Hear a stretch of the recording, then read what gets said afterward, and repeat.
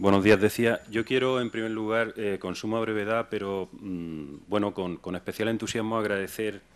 a doña Inmaculada Socias del Departamento de Historia del Arte de la Universidad de Barcelona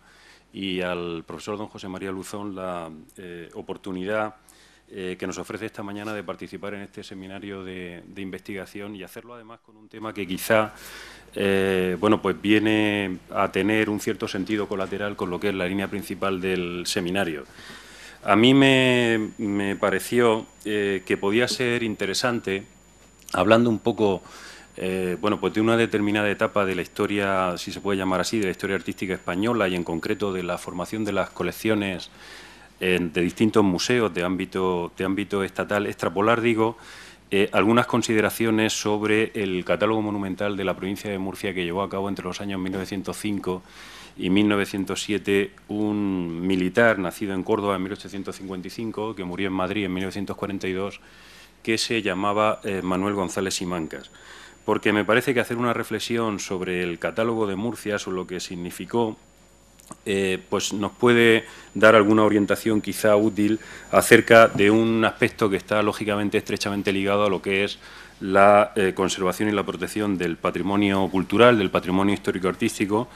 y lógicamente este aspecto es el relativo al conocimiento, podemos decir, previo y preciso de los bienes que lo componen, que lo integran, por medio de la inclusión de los mismos en un catálogo oficial, en un catálogo que surge del aliento del impulso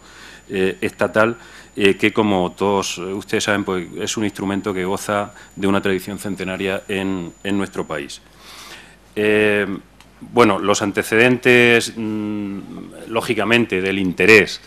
por el patrimonio artístico español son muy antiguos, no se ciñen, lógicamente no arrancan en este periodo inicial del siglo XX. Podríamos referirnos a bueno, pues distintos episodios, si no antes, pero desde luego a raíz de las leyes desamortizadoras de la primera mitad del siglo XIX, no voy a extenderme en eso, las creaciones de las comisiones provinciales de monumentos a partir de la Real Orden del 2 de abril de 1844, pero por ceñirnos a lo que es el tema de esta breve intervención, que es la bueno, pues la puesta en marcha del catálogo monumental de España. Bueno, hay que recordar un poco cuál es el contexto en el que se lleva a cabo. En este sentido, bueno, cabe recordar la creación del propio Ministerio de Instrucción Pública, es decir, del órgano que pone en marcha esta catalogación. El Ministerio de Instrucción Pública y Bellas Artes se crea precisamente por un Real Decreto el 18 de abril del año 1900 y todos sabemos por la simbología de la época que esta creación se lleva a efecto sobre, podríamos decir, el telón de fondo de una profunda crisis de identidad nacional que está desencadenada por la fulminante derrota que dio en llamarse el desastre del 98. La pérdida de los restos del Imperio Español hizo que se abatiera sobre el país una especial nube de pesimismo y que se levantara a la vez un cierto clamor unánime de regeneración orientado en expresión de Lucas Mayada, por ejemplo, a remediar los males de la patria. Entonces, el contexto permite bueno, hacer referencia a varias iniciativas. Una de las primeras iniciativas también del Ministerio es la exposición de obras de Francisco de Goya, que se llevó a cabo en la rotonda del recientemente creado Ministerio y bueno, como una especie de afirmación de un acontecimiento artístico, decía, de afirmación del orgullo nacional. Bien, el primer titular de la cartera de Instrucción Pública y Bellas Artes fue un ministro murciano que luego tuvo una andadura importante, fue miembro precisamente de esta corporación, don Antonio García Lís, de la Real Academia de Bellas Artes de San Fernando, y precisamente en abril, el 18 de abril, se crea el ministerio y el 1 de junio de ese mismo año propone a la reina regente María Cristina de Habsburgo-Lorena la aprobación de un proyecto de decreto por el que se mandaba a acometer la catalogación metódica y ordenada, abro paréntesis, de todo, comillas, de todo lo que sea digno de figurar en el provechoso inventario de la historia y del arte nacional. Convencido el político murciano de la alta conveniencia de llevar a cabo catálogos completos de las riquezas artísticas de España, que a un mismo tiempo, se dice en ese proyecto de decreto, sirvan de guía provechosa a los que se dedican al estudio de la historia del arte nacional y de inventario seguro que garantice la conservación de riquezas inestimables expuestas a desaparecer a impulsos de la codicia de los propios o de los manejos empleados para adquirirlas por los extraños. Es verdad que esta primera decisión oficial, estatal, sigue otro Real Decreto, 2 años después, en concreto ya a fecha del 14 de febrero de 1902, ya es ministro de Instrucción Pública don Álvaro de Figueroa y Torres, conde de Romanones, y en este nuevo decreto se ordenaba la continuación del inventario general de monumentos histórico-artísticos, haciéndose para cada provincia uno por separado, semejante, se decía en esa disposición legal, al ya terminado de la de Ávila que había llevado a cabo don Manuel Gómez Moreno. Bien, acerca de la valoración del catálogo, hay mucha bibliografía, como todos ustedes saben. Hay un libro, además, muy reciente,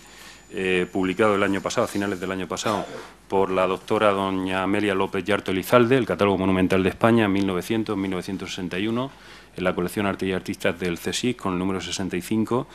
y no me voy a detener yo más, porque no es el tema de la disertación de esta mañana, acerca de bueno, pues la valoración que hace con mucho tino, con mucho acierto, la doctora López Yarto, acerca de lo que significó esta, podemos decir de alguna manera, esta aventura de catalogación de la riqueza patrimonial española. Los originales están, me parece que ahora sometidos a un proceso de restauración y digitalización en el Instituto del Patrimonio Cultural de España, en el Ministerio de Cultura, pero los originales están depositados en el Centro de Ciencias Humanas y Sociales del CSIC. No se completó la catalogación de todas las provincias, pero sí que se conservan, bueno, o sea, alrededor aproximadamente de una veintena de ellos, y desde luego el catálogo monumental de la provincia de Murcia, que llevó a cabo Manuel González Simancas, como les decía al principio, entre los años 1905 y 1907. Yo creo que uno de los principales valores del catálogo monumental de la provincia de Murcia es que a su manera intenta ser, desde luego haciendo honor a su nombre, un catálogo de la riqueza patrimonial, que aparece ordenada cronológicamente desde la prehistoria hasta lo que llama González Simancas las épocas medieval y moderna. Aparecen también los bienes inventariados, catalogados, agrupados por municipios, pero más allá de todo ello, lo que sí que es una primera, podríamos decir, historia del arte murciano. Y en este sentido es muy curioso porque a partir de las descripciones que se incorporan en el catálogo, se va buscando también, como es lógico por otra parte, la inserción en el marco más general, y nos da pistas bastante interesantes acerca de el motivo de este seminario de investigación, que es la conformación o la formación de las distintas colecciones, tanto públicas como privadas, en el ámbito de la provincia de Murcia. Bien, el encargo lo recibe González Simancas de un ministro murciano, otro de nuevo, Juan de la Cierva Peñafiel, que es el titular del Ministerio en el año 1905, y durante 2 años, como les decía, este militar, que por lo que parece, a tenor de lo que hemos podido rastrear en la bibliografía y en la documentación, buena parte de ella conservada en el archivo de biblioteca de esta Real Academia de Bellas Artes de San Fernando, se aficiona, podemos llamarle así, al estudio de las antigüedades y al estudio de las obras artísticas mediante o a partir de su estancia en Toledo, donde es destinado a partir del año 1900. Bueno, pues de alguna manera, como les decía, tras su paso por Toledo, es precisamente a raíz de esta empresa de catalogación del patrimonio artístico murciano cuando recibe con posterioridad el encargo de redactar los catálogos monumentales en 1908 de la provincia de Alicante, que desgraciadamente no se conserva, y posteriormente, en 1909, el de la provincia de Valencia. El 30 de marzo de 1905 se publica, en efecto, una Real Orden encargando la catalogación de cuantos objetos, se dice, los monumentos históricos y artísticos y cuantos objetos de reconocido mérito existan en la provincia de Murcia. Se fija una cantidad económica para darle soporte e inmediatamente empieza González Simancas la labor de catalogación. Decía anteriormente que el autor, que González Simancas, concibió la elaboración, la redacción del catálogo monumental de la provincia de Murcia como una auténtica historia del arte murciano, tal y como da a entender su estructura. Ofrece desde luego una panorámica global que arranca de lo que podríamos denominar los tiempos prehistóricos, pero que se completa desde luego con referencias de archivo, comprobaciones in situ, clasificaciones por estilos y cronologías y atribuciones que desde luego, claro, investigaciones posteriores han confirmado o replanteado. Hay unas páginas abundantes además en el catálogo dedicadas a la Catedral de Murcia, que constituyen, teniendo en cuenta además la época en la que fueron redactadas, pues una exhaustiva monografía del principal templo de la diócesis de Cartagena, con unas descripciones muy detalladas para la época, como les decía, con análisis estilísticos y con, además, y esto es especialmente interesante, con la aportación de abundantes noticias sobre obras y artistas. En el catálogo reciben un tratamiento especial, dada la formación profesional de su autor, de González Simancas, las obras de fortificación, tanto islámicas como cristianas. El patrimonio arquitectónico de origen militar es estudiado de una manera muy solvente y bueno, las distintas particularidades de cada construcción son puestas de relieve con especial minuciosidad por el autor del catálogo. Bueno, no me detendré en ese tema, les decía que tiene un recorrido cronológico. Bueno, tanto estudia González Simancas los yacimientos arqueológicos murcianos del territorio de la provincia de Murcia como las piezas halladas en los mismos, tanto a su vez las que se conservaban en el Museo Provincial y en algún otro museo local, pocos, como las que formaban parte especialmente de colecciones particulares. No hay en el catálogo referencias al arte rupestre. Como todos ustedes saben, el descubrimiento de las pinturas rupestres de Altamira se llevó a cabo en 1879. La publicación en la Anthropologie del célebre artículo de Émile Cartelac, Mea culpa de un escéptico, se llevó a cabo en 1902 y eso le daba ya carta de naturaleza en cuanto a al reconocimiento de la autenticidad, de la antigüedad, de la cronología del arte paleolítico, pero las primeras pinturas rupestres que se localizan en la provincia de Murcia lo fueron por un abogado albacetense, Julián Zuazo Palacios, y fueron publicadas en 1913 también en la Anthropologie por un profesor inglés, Burkitt, y por Henri Breil. Por lo tanto, no hay ninguna referencia en el catálogo a las pinturas rupestres, pero sí que es verdad que González Simancas se detiene especialmente en la catalogación de aquellas piezas arqueológicas que procedentes de yacimientos murcianos, sobre todo del entorno de las comarcas de Lorca y Totana, de la zona del Bajo Guadalentín, limítrofe con la provincia de Almería, bueno, pues formaban parte de las colecciones que en Cuevas de Almanzora habían reunido en una primera instancia los dos hermanos belgas, ingenieros de minas, Henri y Louis Siret, y luego finalmente Louis Siret hasta su fallecimiento en 1934. Bueno, hay en el catálogo una descripción abundante de esos yacimientos arqueológicos de la Edad del Bronce, del segundo milenio antes de Cristo, con profusión de descripciones, basándose fundamentalmente, como digo, en los trabajos de los hermanos Siret y en su obra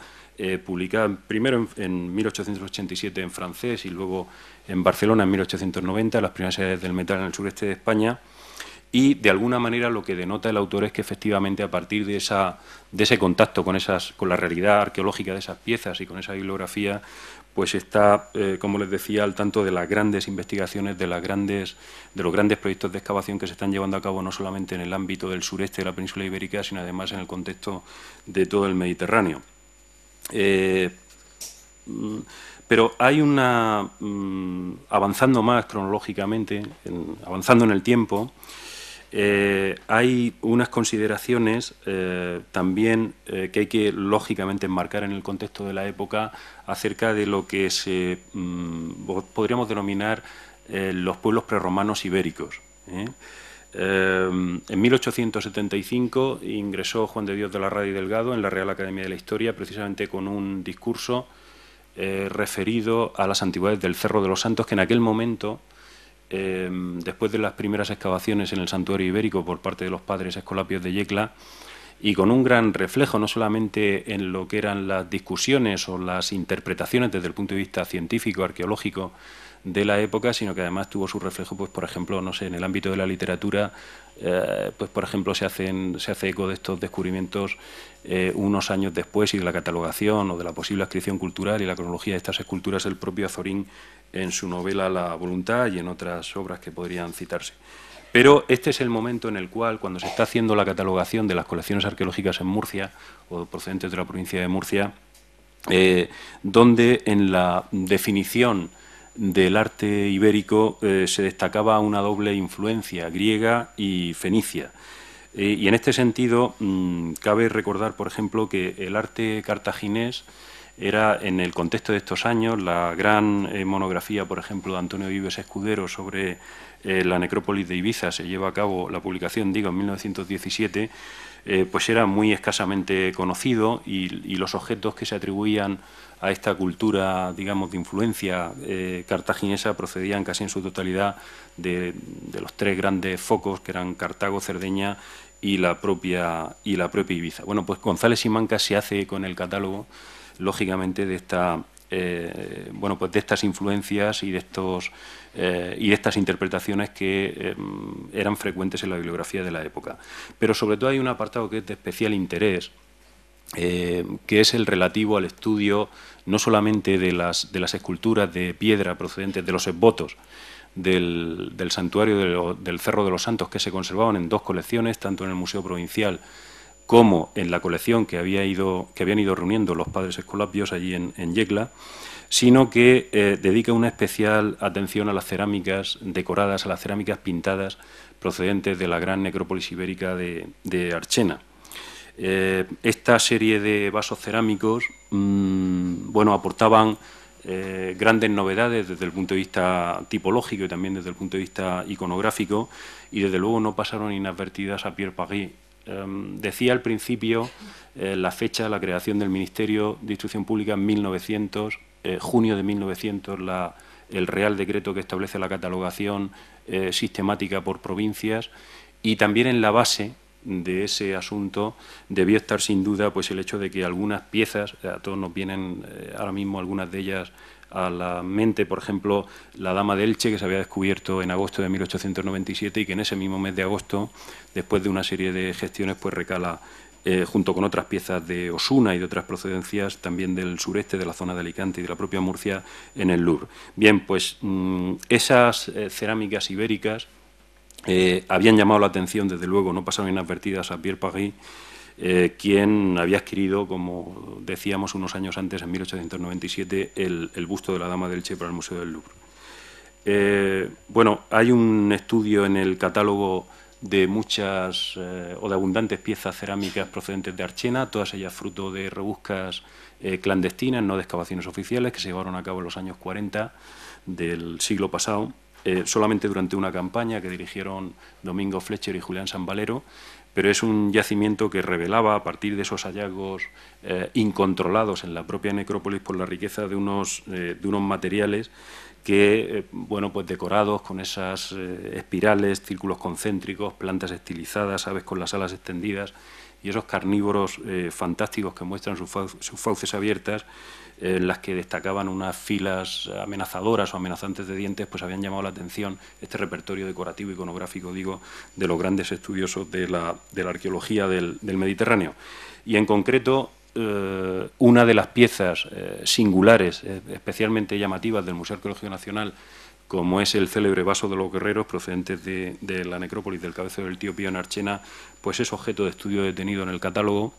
Aparecen además algunas fotografías de la pieza y se hace un análisis hasta donde era posible en aquel momento muy detenido de su iconografía. Este es el momento, todos ustedes lo saben también, en alusión precisamente a estas colecciones, a estas piezas de arte ibérico que recalan en París, en el Louvre. Es el momento en el cual bueno, Pablo Picasso ve precisamente ahí en París las obras procedentes de Osuna o la gran estatuaria del Cerro de los Santos, al lado de las cerámicas halladas en los yacimientos murcianos, de Jumilla, de la Alberca, de estas piezas mismas a las que me refería de Archena, en un momento de redacción del catálogo 1907, en las que pintaba las señoritas de Aviñón y se iniciaba el cubismo. Bueno, hay una catalogación exhaustiva también por parte de González y Mancas de 2 colecciones procedentes de Lorca, 2 colecciones privadas, particulares. Una de ellas, la de don Francisco Cano Vascobeño, que era un catedrático de instituto, que fue en su mayor parte vendida al Museo Provincial, pero fundamentalmente la notable colección de don Eulogio Saavedra y Pérez de Meca, que esta fue donada en concreto en 1897 al Museo Arqueológico Nacional. Formando parte de esa colección y por lo tanto incorporándose también al catálogo monumental de González y Mancas, figuran algunas piezas muy importantes. Por ejemplo, el centauro de bronce griego que se encontró en la pedanía de Los Rollos, en Caravaca de la Cruz, que posiblemente decoraba un utensilio de lujo. Bueno, es una pieza que tiene un paralelismo formal con ejemplares fechados en el siglo VI a.C. Hay una pieza muy similar conservada, hay varias que podrían citarse, pero bueno, una de ellas conservada en la Biblioteca Nacional de París, de esa cronología, y bueno, pues es una pieza, como les digo, que estaba en una colección particular lorquina de Saavedra y Pérez de Meca, que finalmente, como todos ustedes saben, forma parte de las colecciones del Museo Arqueológico Nacional. No me voy a detener en el resto de colecciones porque no tengo tiempo. Luego, si hay oportunidad en la publicación, si es menester de las actas de este seminario, pues daremos cuenta de ello con más profusión, con mayor detalle. Pero, ya digo, hay una catalogación de todas las colecciones particulares. En Jumilla, por ejemplo, del Barón del Puyol de Planés, el Barón del Solar de Espinosa, colecciones que están formadas o en propiedad de médicos, de distintos profesionales, etcétera. Es muy interesante también la parte que dedica González y Mancas a Cartagena, sobre todo en el aspecto arqueológico. La gran riqueza arqueológica de Cartagena queda recogida ampliamente en las páginas del catálogo monumental. Bueno, la situación estratégica de Cartagena, con su excelente puerto natural abierto al Mediterráneo, y además la gran variedad de recursos de su entorno geográfico más inmediato la convirtieron en un privilegiado centro de asentamiento humano desde tiempos muy antiguos, y lógicamente los hallazgos arqueológicos que se habían verificado desde épocas muy antiguas, prácticamente desde el siglo XVIII con la construcción del arsenal, y que habían ido previviendo a lo largo del tiempo, pues alojados además en la residencia de los oficiales de marinería de la ciudad, pues fueron también catalogados de manera exhaustiva estas piezas por González y Mancas. Recoge además toda la tradición, digamos, toda la literatura artística y arqueológica anterior. En el catálogo, bueno, pues hay referencia y hay incluso transcripción parcial de algunas obras que forman parte de la bibliografía arqueológica de Cartagena, pues ya digo, desde el siglo XVIII. Hace consultas en la Real Academia de la Historia, en esta Real Academia de Bellas Artes de San Fernando, y desde luego recoge también toda la historiografía local. Hay una descripción también muy interesante en el catálogo de una pieza muy conocida que forma parte de las colecciones del Museo Arqueológico Nacional, que es el retablo de la sección de antigüedades medievales, que es el retablo de alabastro gótico inglés del siglo XIV con escenas de la vida de la Virgen policromado, que curiosamente, bueno, fue donado al Museo Arqueológico Nacional en 1871 a partir de una comisión científica que estaba encabezada por Juan de Dios de la Rada y Delgado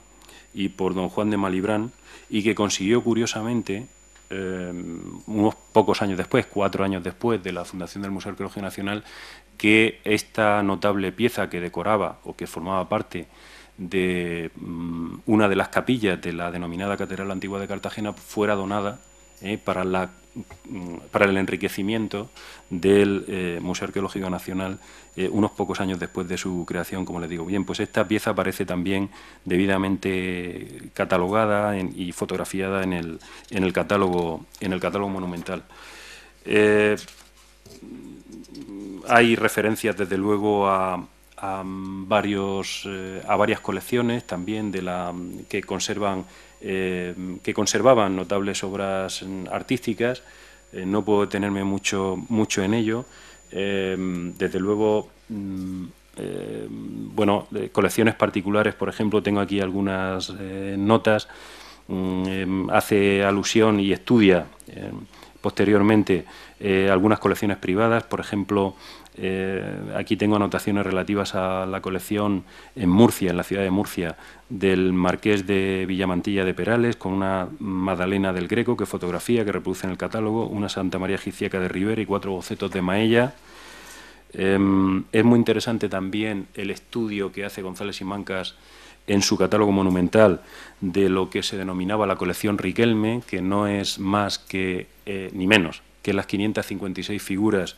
de barro cocido, policromado, que conforman el denominado Belén de Salcillo, que hoy se pueden contemplar en su museo y que, como les digo, en este momento estaban en una propiedad particular, en la casa de la Marquesa de Salinas. O, por ejemplo, también los 36 bocetos en barro cocido también de Salcillo que estaban en la colección del escultor Sánchez Tapia y que hoy forman parte también de las colecciones, igualmente de las colecciones del Museo Salcillo. Hay algunas referencias hay algunos estudios dentro del estudio general, dentro del catálogo general, pues por ejemplo a la escultura de San Jerónimo de Salcillo, fecha en 1755. González y Mancas hace algunas consideraciones, de tipo estilístico y bueno, en cuanto al modelado, la policromía, etcétera. Y en general, yo creo, por no extenderme mucho más, que bueno, en el mundo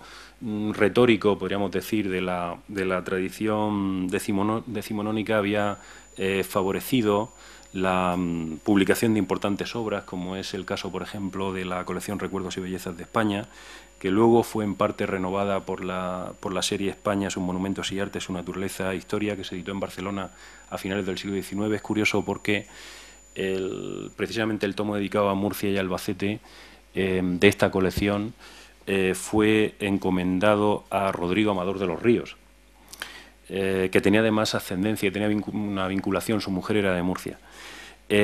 Sin embargo, cuando se llevó a cabo el encargo de catalogación de la provincia de Murcia, se lo encargan a González y Mancas, igual que, como les he dicho anteriormente, los catálogos correspondientes a las provincias de Alicante en 1908 o Valencia en 1909. Pero, desde luego, estas iniciativas de finales del siglo XIX, del último cuarto del siglo XIX, no parecían responder a un planteamiento excesivamente, podríamos decir, desde los parámetros de ahora científico y riguroso, sino que más bien se aspiraba con esta colección, por ejemplo, a ofrecer un panorama de conjunto que mostrara o que ofreciera las riquezas artísticas de las diversas regiones españolas. Esa oportunidad de hacer una catalogación más exhaustiva, más concreta, más precisa, ese encargo oficial estatal, se cumple en parte con esta iniciativa del Ministerio de Instrucción Pública de la catalogación de las distintas provincias españolas. Es verdad que la empresa tuvo un desarrollo desigual y que no podemos decir que la metodología empleada y los resultados obtenidos en los catálogos, por ejemplo, pues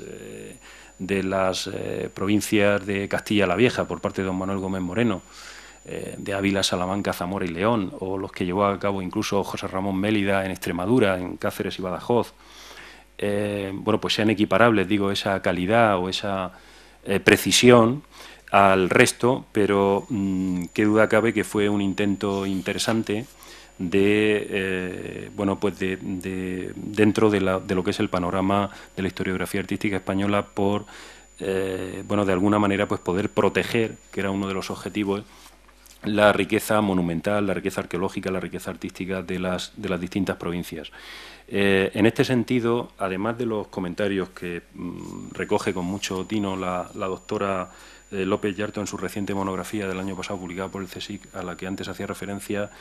y digo como una valoración global, o por lo menos como unas opiniones globales sobre lo que significó la tarea del catálogo monumental, yo traía dos referencias rápidas. Dos realmente, ¿no?, pero del mismo autor, de Juan Antonio Gaya Nuño, tanto en la arquitectura española en sus monumentos desaparecidos, que vio la luz en el año 61, como en la historia de la crítica de arte en España del año 75, bueno, pues hay lógicamente referencias a esta formación del catálogo monumental de España. Dice Gaya Nuño que la operación había fracasado por muy diferentes razones. Para él, la primera y principal, la de encargar catálogos a personas de mediana preparación, y en ocasiones, dice él, de ninguna. La de no recomendar incluir en la redacción las arquitecturas barroca y neoclásica. En el de Murcia sí aparecen, desde luego. El excesivo centralismo, a juicio de Gaya Nuño, por ejemplo, dice que el catálogo de la provincia de Barcelona fue confiado a don Rodrigo Amador de los Ríos, existiendo en aquel momento en Barcelona personas profesionales que podrían haberlo hecho, historiadores que podrían haberlo hecho quizá en su opinión con mayor solvencia, pero además hay un hecho lamentable que al cual no se pudo poner fin con este empeño estatal, y fue la venta de obras de arte, en algunos casos, después de redactados y entregados los correspondientes catálogos. Y en este sentido, uno de los que primero vieron la luz, que fue el catálogo monumental correspondiente a la provincia de Álava, que llevó a cabo el periodista Cristóbal de Castro, bueno, mereció una crítica severísima por parte de don Elías Tormo en 1916, al año siguiente de su publicación, en una reseña crítica, como digo, publicada en el Boletín de la Sociedad Española de Excursiones, que no tiene desperdicio y que estaba motivada y razonada por una serie de circunstancias en orden a lo que les estaba comentando de la venta de bienes catalogados previamente o deficientemente catalogados. Pues en concreto el retablo del canciller don Pero López de Ayala, fecha en 1396, que fue vendido, dice Tormo, y expatriado en septiembre de 1913. El tal retablo, escribe con una mezcla de ironía e indignación Elías Tormo en este artículo al que hago referencia, se sacó de su lugar y luego se sacó de España 14 meses después de encargarse el catálogo monumental de Álava, y cuando seguramente que habían terminado y sido retribuidos por el Estado todos los trabajos, entre comillas, de campo del propio inventario.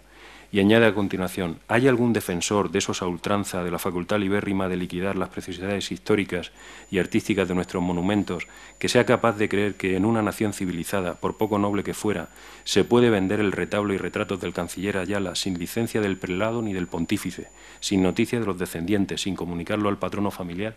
En fin, no quiero extenderme mucho más, quiero darles las gracias por su atención y no sé si hay alguna pregunta o quieren...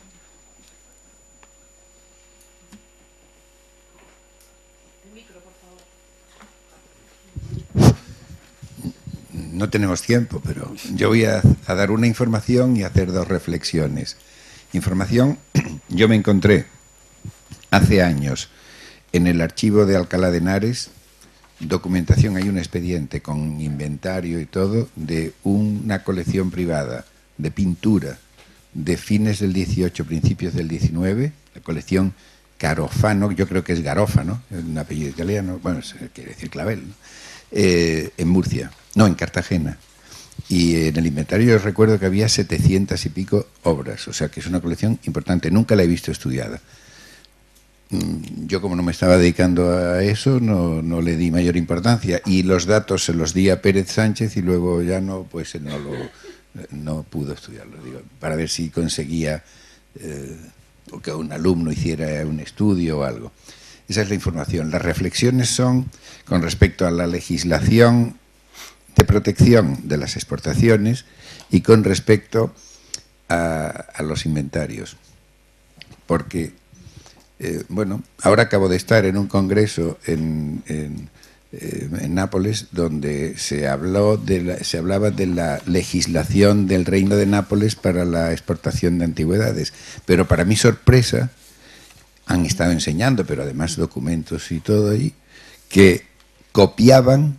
en 1760 y poco, más o menos, copiaban una normativa emanada de esta academia que yo desconocía, con 2 años de retraso. O sea que ellos decían que estaban imitando lo que se estaba haciendo en España y tal. Bueno, yo no conozco de esto nada, pero cuando se habla tanto de legislación como de inventarios, en legislación hay más honestidad, pero en los inventarios unos los apoyan por ingenuidad, otros los apoyan con auténtico cinismo. Pero yo no creo ni que los inventarios han servido nunca para más que expoliar más sabiamente el patrimonio. No. Al hilo de lo que acaba de decir, sí que hay un documento aquí en la Academia que es de 1761 relativo precisamente a la legislación sobre exportación de obras de arte, que yo creo que es el primer documento que hay sobre este tema que he podido encontrar. Yo no lo conocía, pero es que ha habido una comunicación de Paola de Alconso, que a lo mejor la conoce porque se dedica a eso en el Reino de Nápoles y tal, donde lo ponía como modelo, además. Me llamó muchísimo la atención. Pero bueno, luego al final, ni que tengamos la mejor, ni la más antigua, ni la más nada. Aquí se sacaba todo lo que se quería.